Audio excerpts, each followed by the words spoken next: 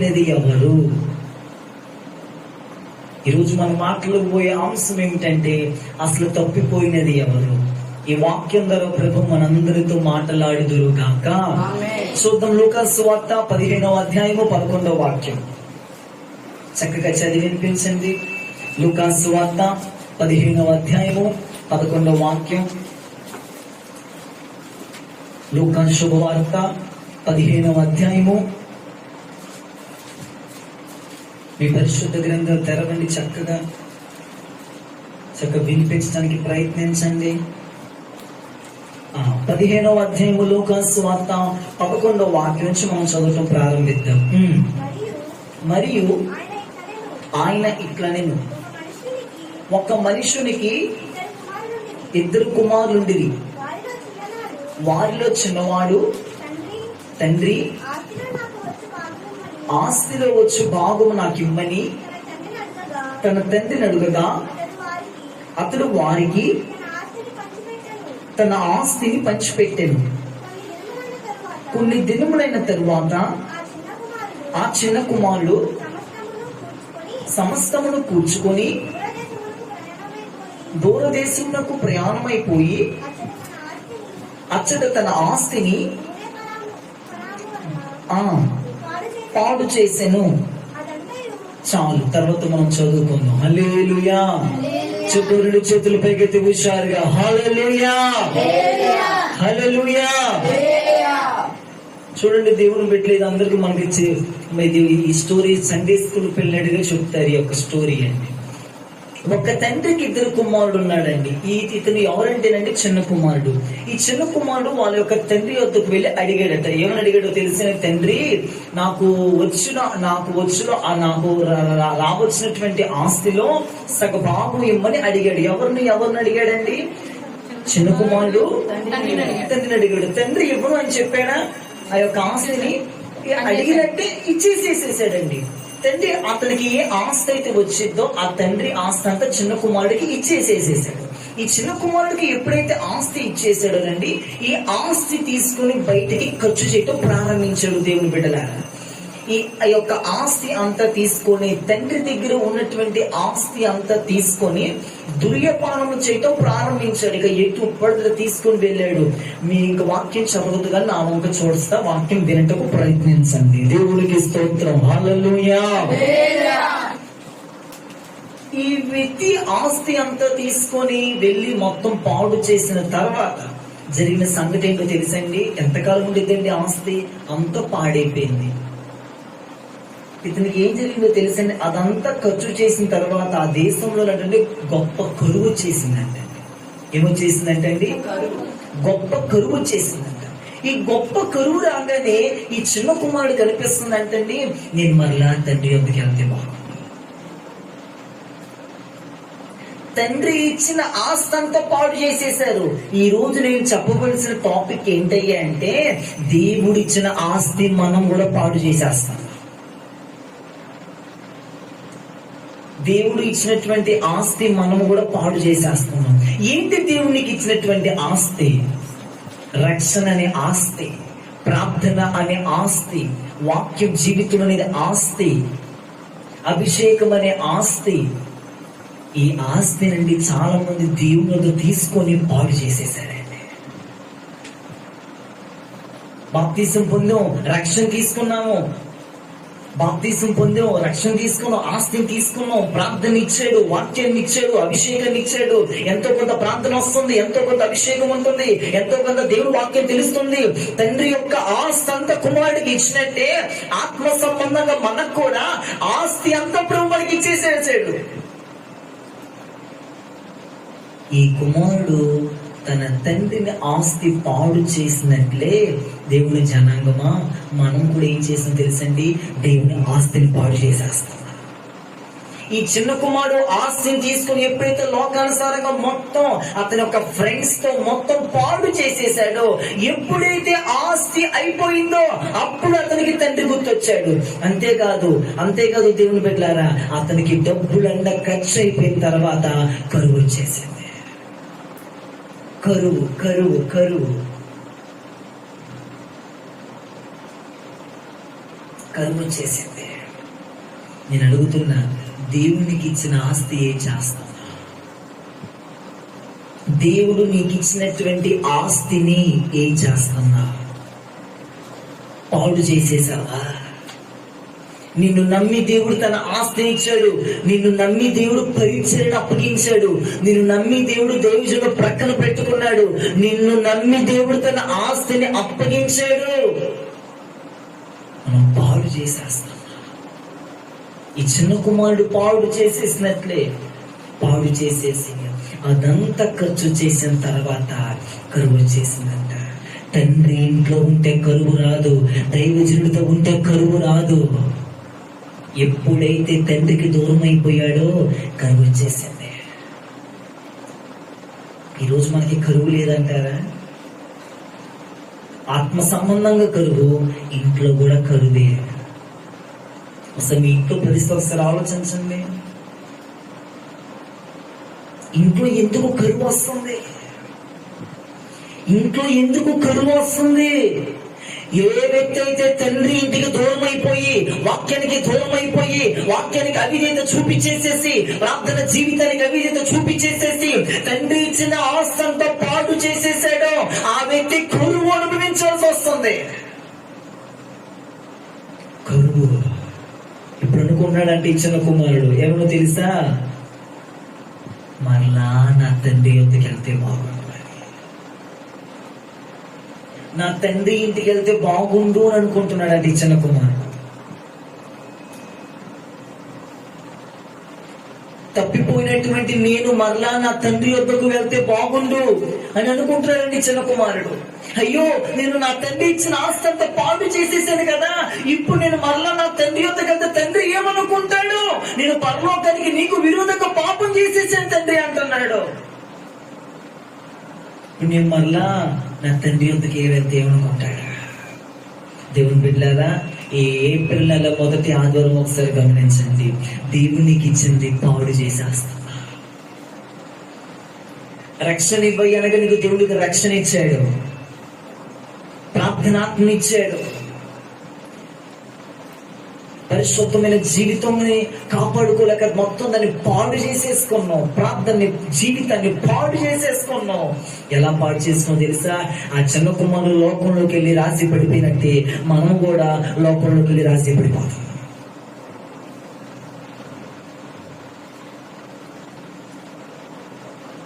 మనం కూడా లోకంలోకి వెళ్ళి రాజీ పడిపోతాం. అందుకే ఇచ్చినంత ఏమైపోతుందండి?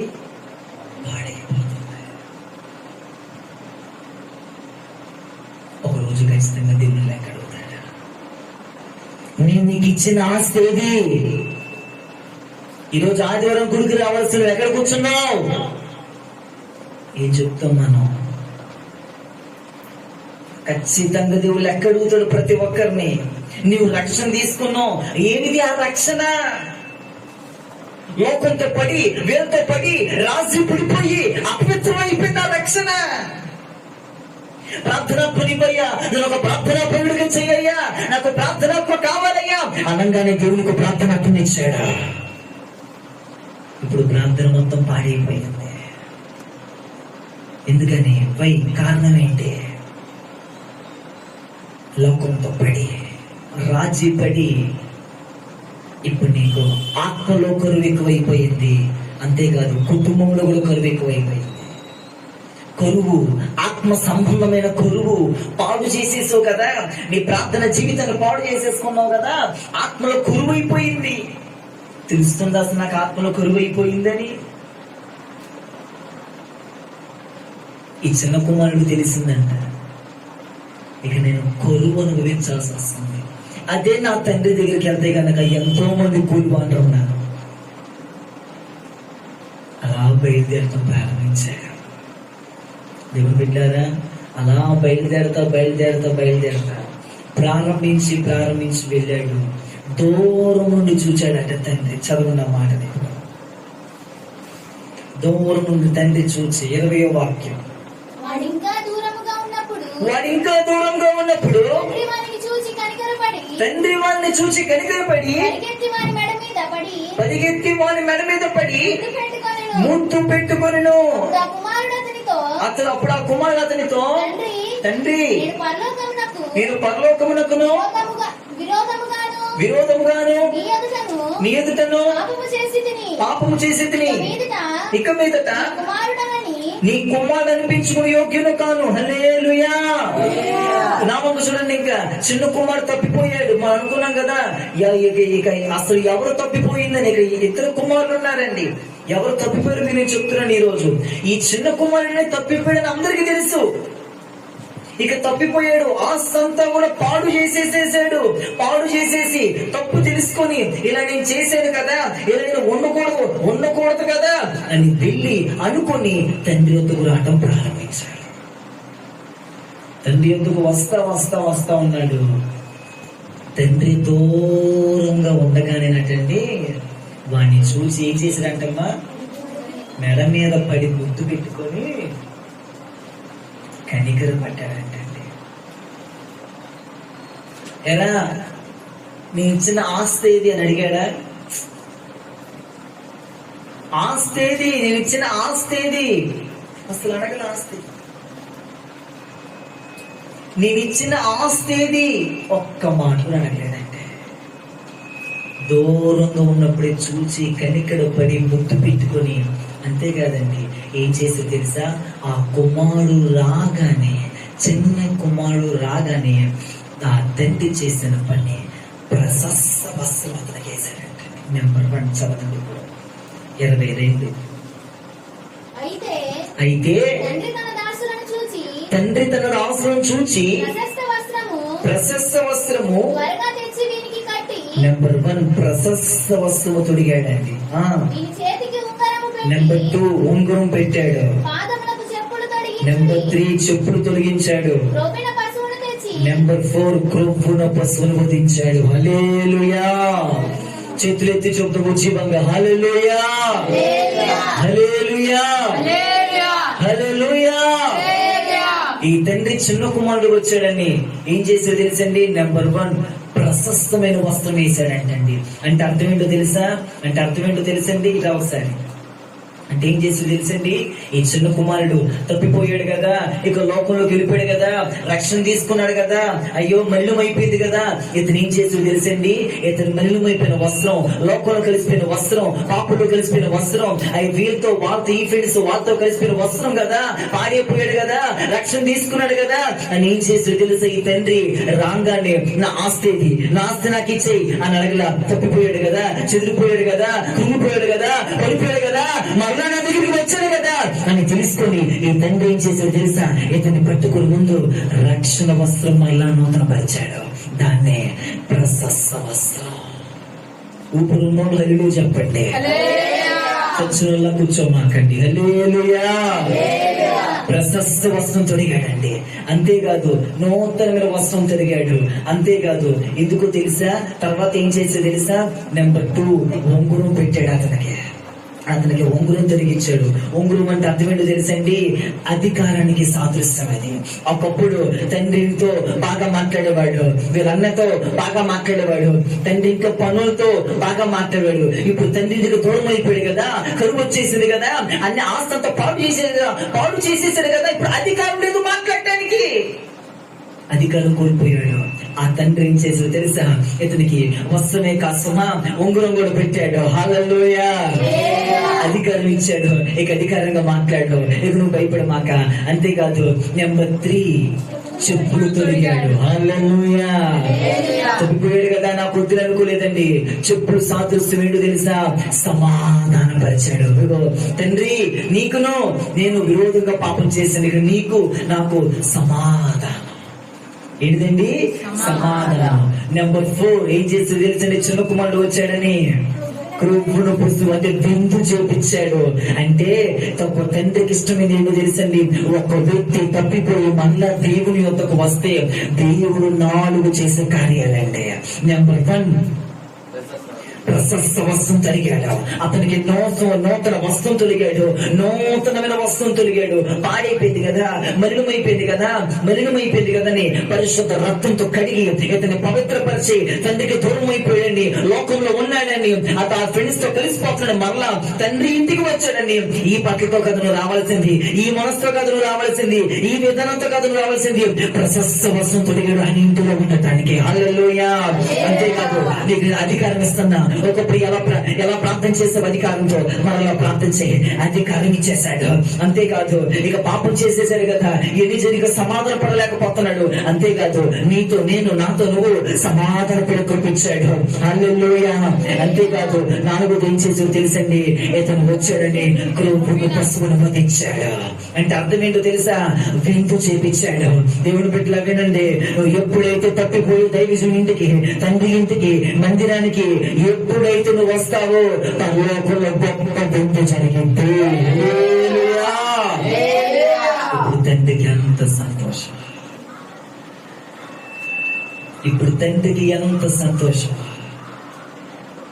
దేవుని బిడ్డలారా, దేవుని ఇచ్చిన ఆస్తిని పాడు చేసి మనం కూడా పోగొట్టేస్తాం. ప్రార్థనలో అధికారంతో ప్రార్థించి ఒకప్పుడు బలంతో బంధిస్తానయ్యా, విడిపిస్తానయ్యా, పరిశుద్ధంగా అధికారంతో ప్రార్థించి ఇప్పుడు అధికారంతో ప్రార్థన చేయలేకపోతున్నావు. సమాధానం లేదు నీకు దేవుడికి. ఎందుకో తెలుసా? నువ్వు తప్పిపోయి ఉన్నావు, లోకంలో కలిసిపోయావు, పాపంలో కలిసిపోయావు, ఇంకా వాట్సాప్ అంటో, ఇంకా ఫేస్బుక్ అంటో, ఇంకా మందిరికి దూరం అయిపోయావు, వీటి వరకు దూరం అయిపోయావు. నువ్వు ఇంకా ఈ మొదటి ఆదివారం వచ్చేసి తండ్రి ఇంటికి. దీని బిడ్డ ఒకసారి ఆలోచించు. తండ్రి ఇంట్లో ఉన్నావా, తండ్రి బయట ఉన్నావా? తండ్రి ఇంటిలో ఉన్నావా, తండ్రి ఇంటి బయట ఉన్నావా? ఆస్తిని పాడు చేసేసాను కదా, దేవుని ఎట్లా బాధపడతాడో. ఆస్తిని నా రక్షణ వస్తువు పాడైపోయింది, అధికారం పోయింది, దేవుడు నాకు ఇచ్చిన సమాధానం కోల్పోయాను, నా తండ్రి ఇంట్లో ఆశీర్వాదాలు కోల్పోయాను. ఇప్పుడే కరువు అనుభవిస్తున్నాను. కరువు, ఆత్మీయ జీవితంలో కరువు, ఆత్మ సంబంధంగా కరువు, ఇంట్లో కూడా కరువే. దేవుని బిడ్డ, గమనిస్తుడా, ఈ రాత్రి దేవుడు మాట్లాడుతున్న మాట మనలా తండ్రి నీ కోసం చూస్తా ఉన్నాడు. హల్లెలూయా.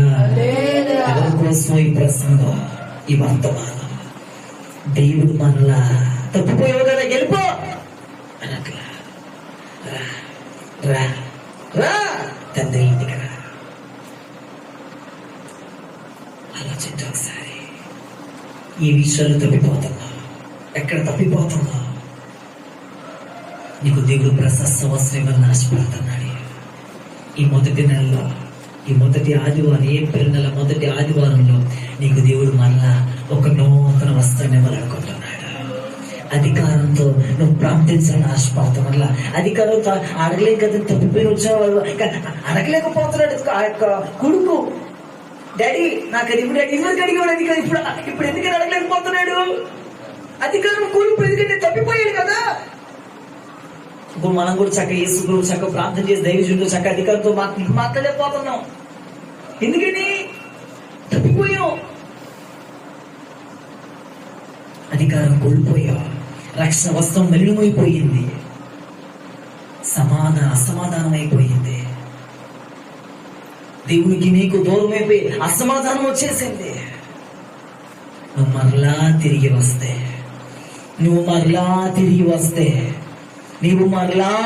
వస్తే, నా తండ్రి పరలోకంలో విందు చేయబోతున్నాడా? హల్లెలూయా.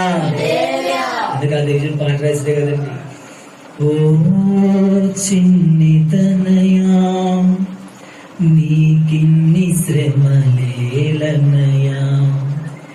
నీ తండ్రి ప్రేమను గనవా, నీ ఇంటికే తిరిగి రావా.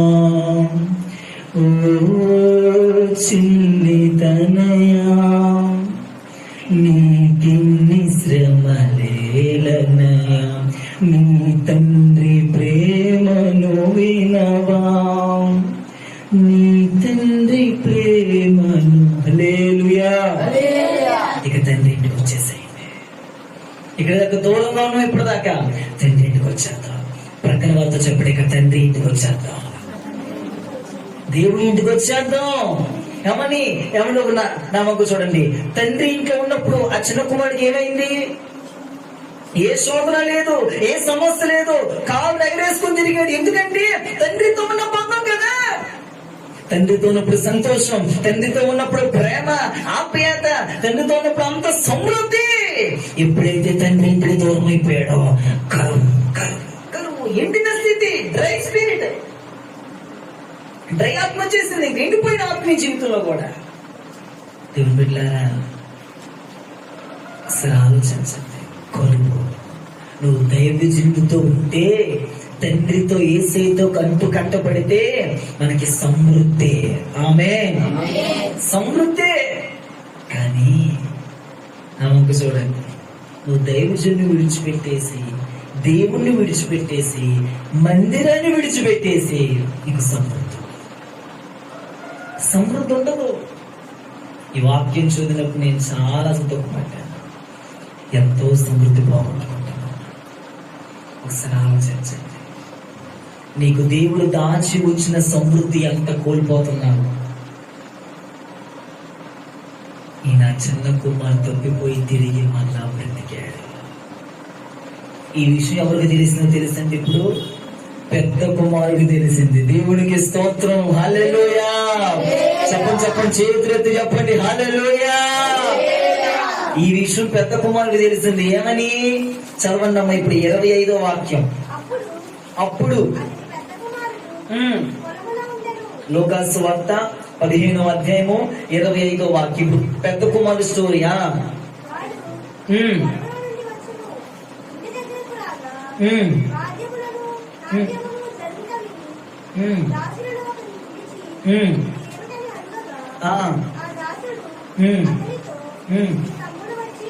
నీ తమ్ముడు వచ్చాడు.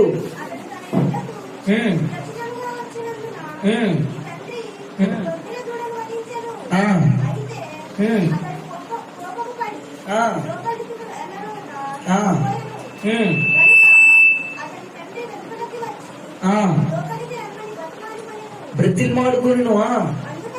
అందుకతడు తన తండ్రితో, ఇదిగో ఇన్ని ఏండ్ల నుండి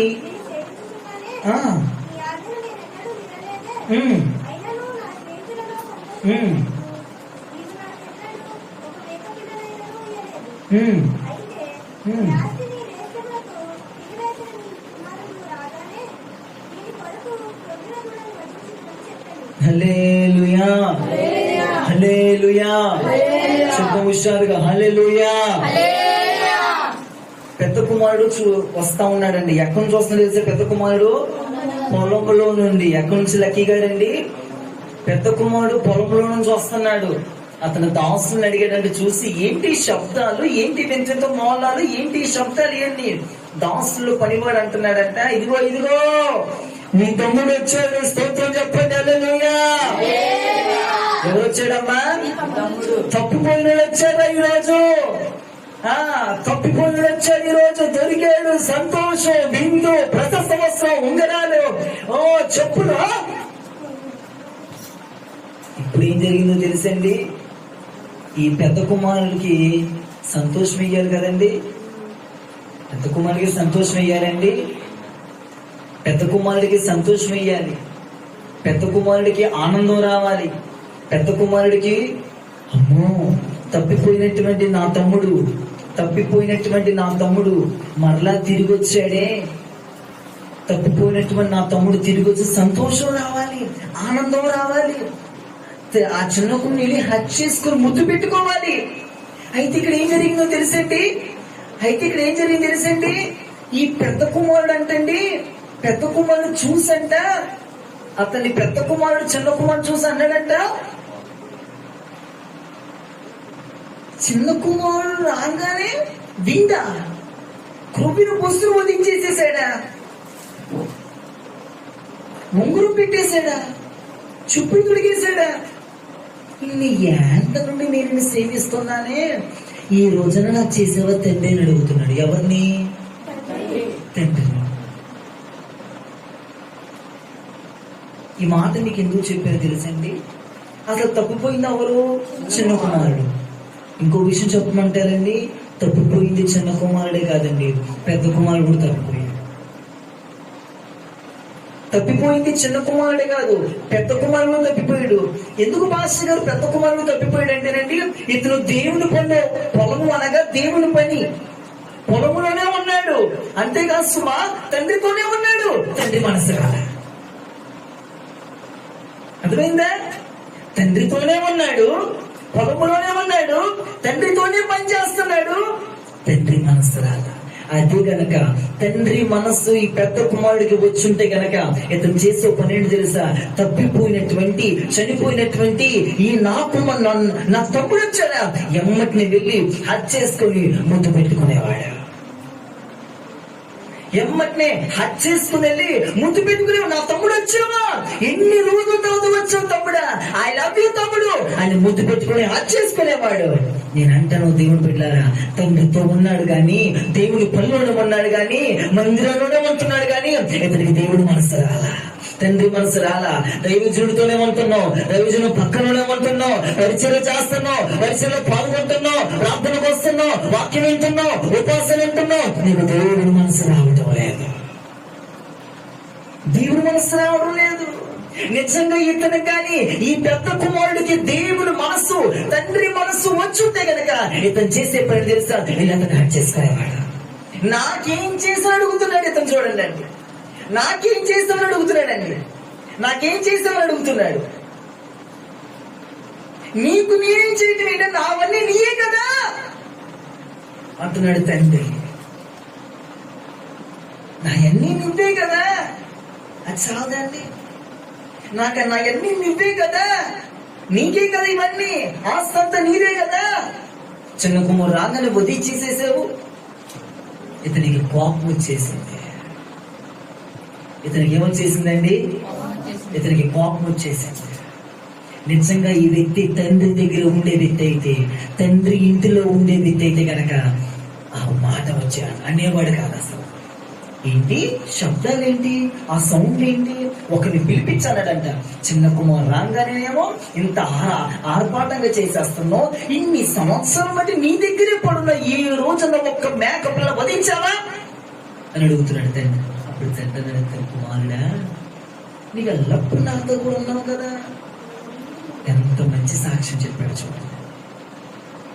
దేవుని బిడ్డలారా, చిన్న కుమారుడు తప్పిపోయాడు, పెద్ద కుమారుడు తప్పిపోయాడు. అతను తండ్రికి దూరమై తప్పిపోయాడు, దైవజనుడికి దూరమై తప్పిపోయాడు. ఈ పెద్ద కుమారుడు అని తెలిసింది, తండ్రితో ఉండి తప్పిపోయాడు, దైవజనుడితో ఉండి తప్పిపోయాడు. దైవజనుడి దగ్గర ఒక నటన, తండ్రి దగ్గర ఒక నటన. ప్రార్థన ప్రార్థన ప్రార్థనే, వాక్యం వాక్యం వాక్యమే. లోకస్తులు అంటే తప్పిపోయారంటే ఒక అర్థం ఉంది, లోకస్తులు తప్పిపోయారంటే ఒక అర్థం ఉంది. మందిరానికి వస్తూ, దేవునితో ఉంటూ, ఉపవాసాలు ఉంటూ, వాక్యంతో ఉంటూ, ఆత్మతో నింపబడుతూ, అన్ని భాషలతో మాట్లాడుతూ, పొలములో ఉంటూ, పొలంలో పనిచేస్తూ కూడా తప్పిపోయాడండి. ఇతనికి దేవుడు మనసు రాలా. ఇన్ని సంవత్సరాలు బట్టి తండ్రి దగ్గరే ఉన్నానే, ఇన్ని సంవత్సరాలు బట్టి నేను తండ్రి ఇంట్లోనే ఉన్నానే, ఇన్ని సంవత్సరాలు బట్టి నేను ఉంటున్నానే, ఇన్ని సంవత్సరాలు బట్టి నా దైవజనుడి దగ్గరే ఉంటున్నానే, దైవజనుడు మనసు రావట్లా. ఈ రోజుల్లో చాలా మంది కంటే దైవజనుడు మనసే రావట్లేదండి. దైవజనుడు మనసు వస్తే ఊరు ఎందుకు వెళ్తారండి, అటు ఎందుకు వెళ్తారండి? తప్పిపోతున్నాం. నువ్వు దేవునితో ఉన్నావు అనుకుంటున్నావు, కానీ దేవుడు మనసు రావట్లా.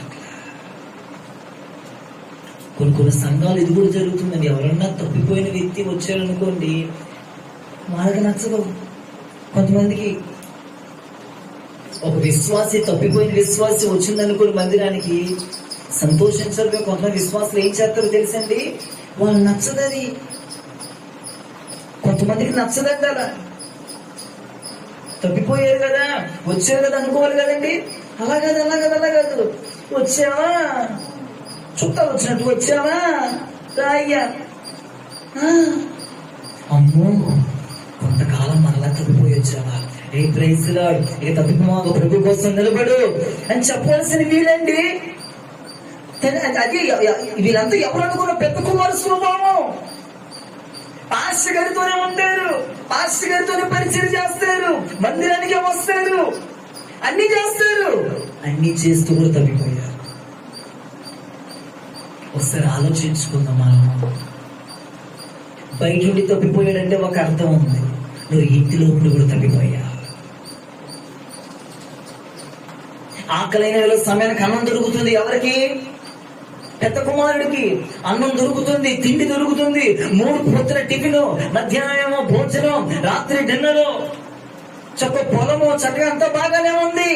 తండ్రితో మాట్లాడుతున్నాడు, అంత బాగానే ఉంది. మనసు మాత్రం తండ్రి మనసు రాట్లా. క్రీస్తు యేసులో కలిగిన ఈ మనసు రావడం లేదు. దేవుని బిడ్డ, దేవుని జనాంగమా, యవనస్తులారా, సంఘ విశ్వాసులు ఒక మాట అడుగుతుంది ఈ ఉదయకాల సమయంలో. నీకు ఇంకా దేవుని మనసు వచ్చిందా? దేవుని మనసు వచ్చిందా? దేవుని మనసు వస్తే ఇలా ఉండవు. వాక్యం విని వెళ్ళిపోయే గుంపులో ఉండమాకండి. మీకు దేవుని మనసు వచ్చిందా? దేవుని మనస్సు, దైవజనుడి మనస్సు, తండ్రి మనస్సు.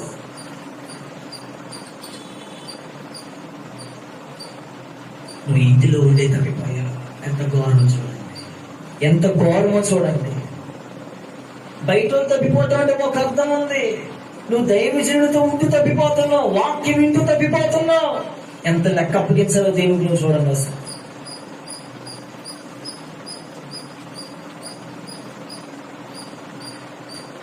ఎలాంటి ఒక విధానం ఆలోచించాలి. ఆకలైన వీళ్ళు అన్నం తినేస్తున్నాడు, అన్నీ జరుగుతున్నాయి, శక్తులు క్రమం అంతా జరుగుతుంది, తప్పిపోతున్నాను. ఈ రాత్రి, ఈ మధ్యాహ్న సమయంలో చిన్న కుమారులాగుంటే వచ్చేసి తండ్రి, చిన్న కుమారులాగుంటే లోకంలో కలిసిపోయి ప్రార్థన పోయింది. నీ గుండె మీద చేసుకో. నిజంగా మనలో ప్రార్థన ఉందంటారా? ఒకసారి మన గుండె మీద చేసుకొని మొదట్లో చేసిన ప్రార్థన, అధికారంతో చేసిన ప్రార్థన ఉందంటారా? ప్రార్థన చేయమంటే ఏదో 2 ముక్కలంతే. అప్పుడు చేసిన ఆసక్తితో ప్రార్థన, ఆత్మ తీవ్రత ఇప్పుడు లేదు. కారణం ఏమంటారు? ఆ వాక్యపు చదివే విధానం. ఆలోచించండి ఒకసారి. అందుకే ఈ రోజు నీకు మరల దేవుడు, ఈ మొదటి ఆదివారం నీకు దేవుడు ప్రశస్త వస్త్రం వేయాలని ఆశపడుతున్నాడు. మరలా నీకు ప్రాంతంలో అధికారం ఇవ్వాలని ఆశపడుతున్నాడు. మరలా దేవునికి సమాధానం ఇవ్వాలని ఆశపడుతున్నాడు. లోకంతో కలిసిపోయావు కదా, పాపంతో కలిసిపోయావు కదా, ఈ వాట్సాప్ అని ఇవన్నీ చెత్త చదవాలని లోకమంతా కలిసిపోయి దేవునికి నీకున్న సంబంధం తెగిపోయింది. ఆ సంబంధం తెగిపోయిన సంబంధాన్ని మరలా కలపడానికే వచ్చాయి తండ్రి. దేవునికి నీకు దూరం అయిపోతే ఏం ప్రార్థన చేయగలవు? నువ్వు ఏమనుకుంటున్నావు అది కాదు ప్రార్థన. నువ్వు ఏమనుకుంటున్నావో అది కాదు ప్రార్థన అంటే. దేవుడు ఏమనుకుంటున్నాడు అది నీ హృదయంలోకి నిండి బయటకు వచ్చేదే ప్రార్థన. చిత్రులు చెప్పండి. ఆలోచించండి ఒకసారి. ఒకప్పుడు చేసిన భక్తి, అందుకే కురువు వచ్చేస్తుంది. కురువు ఎంత కురువు పెట్టేసుకుంటున్నాం వీళ్ళలో. మనం ఆత్మీయ జీవితంలో ఎంత కురువు అనిపిస్తున్నాము. ప్రార్థన చేయవలసిన నీవు దూరం, వాక్యం చదవలసిన నీవు కురువు. ప్రార్థన ఉందనుకో కురువు ఎందుకుంటుంది ఇంట్లో, వాక్యం ఉందనుకో కురువు ఎందుకుంటుంది సమృద్ధి. ప్రార్థన జీవితం, వాక్యపు జీవితం, పరిశుద్ధమైన జీవితం, సమృద్ధి సమృద్ధి సమృద్ధి ఉంటుంది మనకి. ఇప్పుడు సమృద్ధి లేదు, కరువు వచ్చేసింది. అక్కడ వాక్యం చెప్తుంది దేవుని బిడ్డ, బుద్ధి వచ్చినప్పుడు, చేతులెత్తి చెప్పండి మాట అందరూ, చెప్పండి అందరూ, బుద్ధి వచ్చినప్పుడు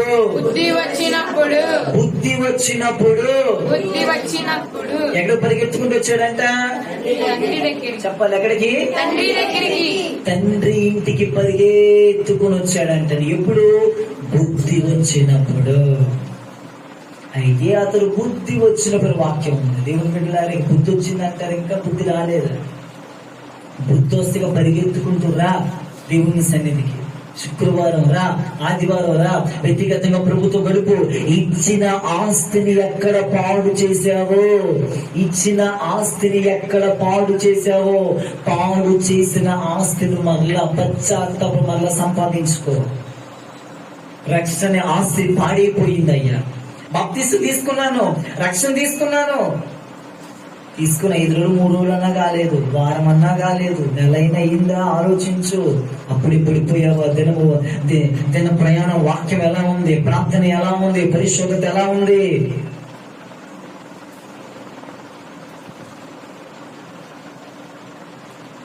మరలా సంబంధం పెట్టేసుకో. నెంబర్ 2, పెద్ద కుమారుడు పొలం దేవుని పని, దేవునితోనే ఉంటూ తప్పిపోతాం. ప్రైజ్ లో పాస్టర్ గారండి, ప్రైజ్ లో అండి, ప్రైజ్ లో చెప్పి వాళ్ళే తప్పిపోతాం. ఊరికే ప్రైజ్ లో అంటే అదే 100 రూపాయలు ఇచ్చి ప్రైజ్ లో చెప్పడం వాళ్ళు చెప్తారా? ప్రైజ్ లో తమ్ముడు, ప్రైజ్ లో అండి, ప్రైజ్ లో ప్రభు స్తోత్రం అండి, వందనాలండి, అది 100 రూపాయలు చెప్పమానండి అయ్యా. ఫ్రీ కదా ప్రైజ్ లాడు, ప్రైజ్ లాడండి. తప్పిపోతున్నాం. ఈ 2 బ్యాచ్, 2 గుంపులు తెలుసండి, దేవునితో ఉండి, పాస్టర్ గారితో ఉండి, పాస్టమ్మ గారితో ఉండి, వాక్యం వింటూ, వాక్యంలో ఎదుగుతూ, లోకంలో తప్పిపోతాం కదా. ఒక అర్థం ఉంది, మాలాగా తెల్లబట్టలు వేసేసుకొని. ఈ 2 బ్యాచ్ అంటే మనమే. అంటే మొదటి బ్యాచ్ మనం కాదనుకో, మాకు మొదటి బ్యాచ్ కూడా గుంపు కూడా ఉన్నారు ఇక్కడ.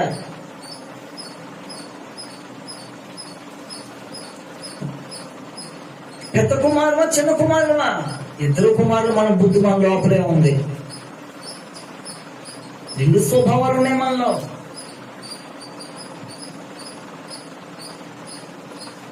ఆలోచించండి సార్, ఇంకెంతకాలం తప్పిపోతాం?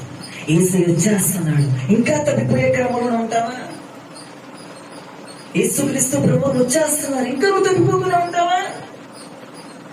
తప్పిపోవటం, చేరదీయటం, తప్పిపోవటం, చేరదీయటం, తప్పిపోవటం. ఇక ఇదే ప్రాసెస్ అయితే ఎప్పుడు పరిశుద్ధాత్మతో నింపబడతావు? ఆత్మలో ఎదగాలి కదా. ఎప్పుడు ఆత్మలో ఎదుగుతావు? సెలవులు ఇచ్చారు కదా, ఊరు పోవాలి, ఈరోజు ఖాళీ ఉన్నాయి కదా, వాట్సాప్ ఆడుకోవాలి, ఇటు క్రికెట్ ఆడుకోవాలి. ఇక ఇదే పని అయితే నీ ద్వారా ప్రభు పెట్టుకున్న నమ్మకం ఏమైపోదు?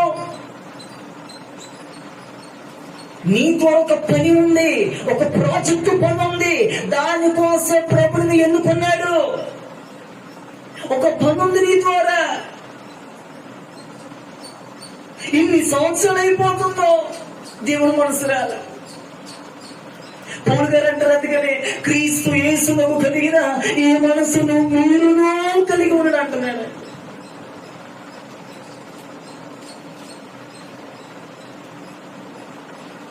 ఆలోచించండి ఒకసారి. వాక్యంలోనే ఉంటున్నాం, ప్రాంతంలోనే ఉంటున్నాం, ఇంకా దేవుని మనసు రావట్లే. పొద్దున్నే పొలంలోకి వెళ్ళిపోతున్నాడు, సాయంత్రం అయినా పొలం పని చూసుకుని వచ్చేస్తున్నాడు, రాత్రి పడుకున్నప్పుడు తండ్రితో పడుకుంటున్నాడు, తండ్రితో స్నేహం చేస్తున్నాడు. తండ్రి మనసు రావట్లే. తండ్రి మనసు వస్తే గనక ఈ చిన్న కుమారుడు చూడంగానే ఈ పెద్ద కుమారుడు ఏం చేసేవాడు తెలుసా? వెళ్ళి హత్య చేసుకుని ముద్దు పెట్టుకునేవాడు, హత్య చేసి కౌగులించుకునేవాడు. ఇతనికి రాగా దేవుడి మనస్సు, తండ్రి మనస్సు, దేవుని విధానం, దేవుని వైరాగ్యం, దేవుని ప్రతిష్టత, దేవుని వైరాగ్యం, ఆ సమర్పణ, ఆ ప్రతిష్టత, ఆ విధానం, ఆ నడిపింపు రాల పెద్ద కుమారుడికి. తండ్రితో ఉంటూ, తండ్రితో ఉంటూ, తండ్రితో పని చేస్తూ. దేవుని జనాంగమా, యమున బిడ్డలారా ఒకసారి ఆలోచించండి. నీకు తండ్రి మనసు అనిపించింది? దేవుని మనస్సు, దేవుని మనసు ఏమన్నా నీలో కలుగుతుందా? దేవుని మనస్సు.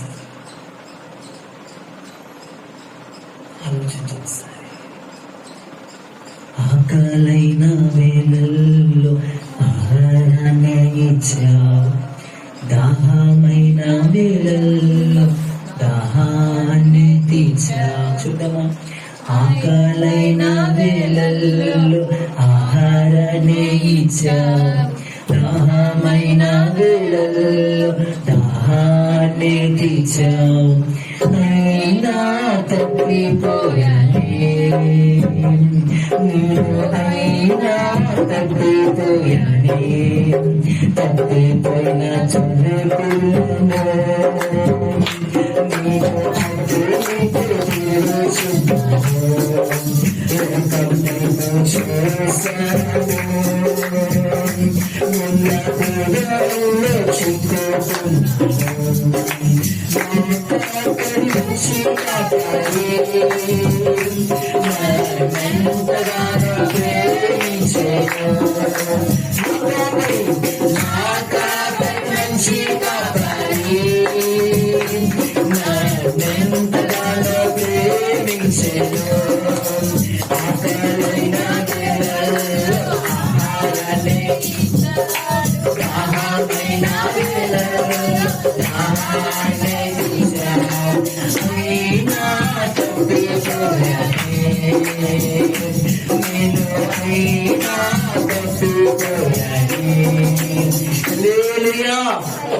ఆకలైన వేళల్లో ఆహారం, దాహమైన వేళల్లో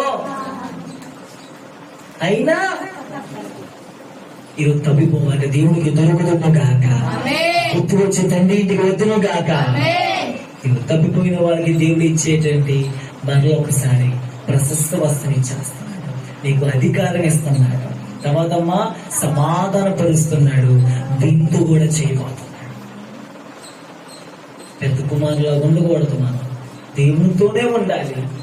దేవుని మనసు కూడా దైవజనుడితోనే ఉండాలి. యోధా ఉన్నాడు, యేసుక్రీస్తు ప్రభువు వారితోనే ఉన్నాడు. వచ్చిందండి యోధాకి దేవుని మనసు.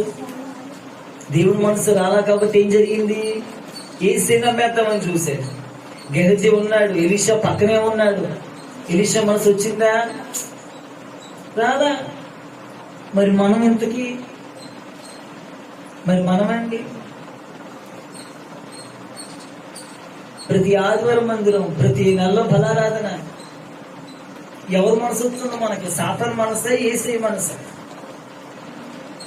ఎవరు మనసు వస్తుందో ఒకసారి ఆలోచించు. దేవుని మనస్సు కలిగి ముగింపులోకి వచ్చేసరిదేనండి. దేవుని మనస్సు కలిగి జీవితం, దేవుని కొరకు బ్రతుకుతాం. ఎక్కడ తప్పిపోయామో, ఎక్కడ పడిపోయామో బుద్ధి తెచ్చుకొని మరలా తండ్రి ఇంటికి వచ్చాం. తండ్రి ఇంటికి దూరం అయిపోతే నీకు వచ్చేది కరువే, ఏముండదు. కరువు కరువు కరువు. తండ్రి ఇంటికి దూరం అయిపోతే నీకు కరువు కరువే. కరువు కావాలా? తండ్రి ఇంట్లో ఉండటం కావాలి. కాబట్టి తండ్రి ఇంట్లో తండ్రి నీయే కదండి. ఆ పెద్ద కుమార్తె, రే నువ్వు ఎవరి దగ్గర ఉన్నావురా? నువ్వు నా దగ్గర ఉన్నావురా, నావన్నీ నీయే కదా, నువ్వు నాతో ఉంటే నీకే కదా, నువ్వు నాతో ఉండు, నాకు పెట్టేది నీకు పెడతారు, అంతే కదండి. నువ్వు తండ్రితో ఉండు, తండ్రి ఇచ్చేవి చూడమాక, తండ్రితో ఉంటే అన్నీ నా తర్వాత నీకే కదా. ఆ మనసు అట్లా వాడు రాగానే అచ్చేసేసేసావు, వీడు రాగానే ఇచ్చేసి నేను వస్తే కనుక ఇన్ని ఏళ్ళ మొత్తం ఉంటున్నాను, ఇప్పుడు దాకా ఇప్పుడు వచ్చారు, మైకి ఇచ్చేస్తున్నారు, పాటలకు అవకాశం ఇచ్చేస్తున్నారు, వీళ్ళతోనే మాట్లాడతారు, వాళ్ళకి అన్ని అప్పగిచ్చేసేస్తారు. ఇన్ని సంవత్సరాలు బట్టి మేముంటే మాకు మాత్రం ఏమి చెప్పరు. నీకు ఇంకా మనసు వస్తుందంటే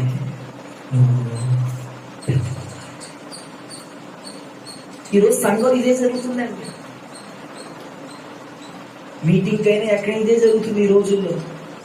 మొన్న వాళ్ళు వచ్చారు, అన్ని వాళ్ళకి ఇచ్చేసేస్తున్నారు. ఇది ప్రతి సంఘంలో జరిగేది. మాకు మైక్ ఇవ్వకపోయినా పర్లేదండి, పాట పాడకపోయినా పర్లేదండి, వాక్యం వింటే చాలండి, శక్తిని పొందుకొని అంటామండి. చూసా ఒకలా చచ్చిపోయిన సవాల్ చక్క బొగ్గులు పెట్టుకొని చూస్తున్నాడు, చక్కగా బొగ్గులు పాస్టర్ గారు. దేవుడు మందిరానికి వచ్చామంటే ఉజ్జీవంగా అరిగి చక్క మనం విన్నారుగా, ఇంకా ఇంకా అవ్వలేదు, ఇంకా పుష్ అవ్వలేదా? మనం ఎడకొచ్చు దేవుడి జీవం కలిగి దేవుడి సంఘంలోకి వచ్చింది. జీవం ఉంది ఇక్కడ, జీవం. అమ్మో, దేవుడు వాక్యం పట్టుకొని వెళ్ళాలి, వాక్యం కొరకు ఆసక్తిగా రావాలి. దేవుడు ఏమైనా మాట్లాడాడుగా వాక్యంలో. ఇంకేంటి దేవునితో మాట్లాడేది? దేవుని మరుగు చేసుకుని వాక్యం ద్వారా దేవునితో మాట్లాడు. బ్రహ్మ, నీకు నుంచి తప్పిపోకూడదయ్యా, తప్పిపోయి నన్ను క్షమించయ్యా, నాకు మరలా ప్రశస్త వస్తువు, నాకు మరలా అధికారివి, నేను నీతో సమాధాన పడిపోతా, నాకు బిందు సిద్ధపరచయ్యా. అంతేకాదు, నేను నీతోనే ఉండాలి, నేను నీతో పాటే నడవాలి, నేను నీలోకి రావాలి, నీ మనసు కూడా నాకు రావాలి. అందుకే ఆ పాట ఉంది కదండి, నీకు ఉన్న మనసు మాకు ఇవ్వయ్యా, చిన్న వయసులోనే మాకు నేర్పయ్యా. దేవుడి మనసు వచ్చేసేయాలండి మనకి. సంఘంలో కానీ బయటగా దేవుడి మనస్తోనే ప్రయత్నించాలి, దేవుడి మనస్తోనే ముందుకు వెళ్ళాలండి. అప్పుడు దేవుడి మనసుతో మనం వెళ్తేనండి ఎక్కడున్న అందరూ ఒకేలాగా చూడగలుగుతాం. చిన్న పాటకిచ్చారా? ఎప్పుడు బహుశా మనం పాడలేం కదా, అందుకే మనకి ఇచ్చారేమో. అదే తండ్రి మనసు. ఏంటి పక్కాకి వాళ్ళే పిలుస్తారు పాస్టర్ గారు? బహుశా ఆ పనికి అనుభవం కాదేమో. ఆ పనికి నేను చెప్పాలి, ఆ పనికి నేను అర్హుణ్ణి కాదేమో, యోగ్యత లేదేమో. ఆహా, నాకెందుకు ఇవ్వకూడదు? నాకు తెలియదా? నాకు అంత డిగ్రీ లేదా? పాడగలను, చేయగలను, చూపించగలను, కొట్టగలను, ఏదైనా చేయగలను, చమత్కారంగా వాయించగలను. దేవుని మనసుతో తబలా వాయించాలి, దేవుని మనసుతో కాదు, దేవుని మనస్సు. దేవుని మనసు, నీకు దేవుని మనసు కలిగి దేవుని మనసు. ఎక్కడికి వెళ్తాను? దేవుని మనసు. ఏ పని చేస్తున్నా? యేసయ్య మనసు. కాబట్టి యేసయ్య మనసు కలిగి జీవించుదుము గాక, తండ్రి ఇంటికి వచ్చేదుము గాక, కరువు ఆటోమేటిక్గా తొలగిపోతుంది. కరువు ఆటోమేటిక్గా తొలగిపోతుంది. కరువు పోదండి. కానీ నువ్వు ఎప్పుడైతే తండ్రితో అటాచ్మెంట్ అయి ఉంటావో, వాక్యంతో, ప్రార్థనతో, ఉపవాసాలతో, ఇవన్నీ ఆస్తంతా పోగొట్టేసుకున్నావు కదా, ఆస్తినంతా మరలా సమకూర్చుకో. రావలసినటువంటి కరువు పోయి, రావలసినటువంటి పోవలసిన కరువు అంతా పోయి, రావలసినటువంటి ఆస్తంతా సమృద్ధి అంతా ఇక్కడ ఉంటుందండి. ప్రార్థించి ఆత్మ నలుగుతో. ఈరోజు సాయంత్రం ఉంది ప్రార్థన, ఎలా చేయాలో చెప్తాను. ఈరోజు ప్రార్థన 6:30 నుంచి 8 గంటలు కరెక్ట్గా షాప్ 6:30 కల్లా ప్రయత్నించండి. ఎన్ని గంటలకండి? 6:30 to కరెక్ట్గా షాప్ 8 కల్లా ముగించేద్దాం. షాప్ కరెక్ట్గా 8:00 కల్లా ముగిస్తాం. చేతులెత్తి స్తోత్రం చెప్పండి గట్టిగా. ఆదివారం ఏసీకి ఇచ్చేయాలి ఒక రోజంతా. మనం ఏదైతే అది అంతే, తండ్రి ఇంట్లో గడపాలండి అంతే. యేసుక్రీస్తు ప్రభువుని వాక్యం చెప్తుందండి, పగలంతా వేసే తండ్రి పనుల మీద ఉండేవాడంట, రాత్రి తండ్రి ఇంట్లో గడిపేవాడంట. మనమండి పొద్దుగులు మన ఇల్లే, పక్కనోళ్ళిల్లు మన ఇల్లు, పక్కనోళ్ళిల్లు మన ఇల్లు, ఎదిరిందా ఇల్లు, తూర్పా ఇల్లు, పడవలా ఇల్లు, దక్షిణా ఇల్లు, ఇల్లే సరిపోతున్నాయి. ఇప్పుడు బుద్ధి వచ్చింది కాబట్టి తండ్రి ఇంటికి వచ్చేద్దాం. ఈ పరిశుద్ధమైన వాక్యం వినికిలో దీవించి ఆశీర్వదించుదురు గాక. చెప్పండి ఆమేన్.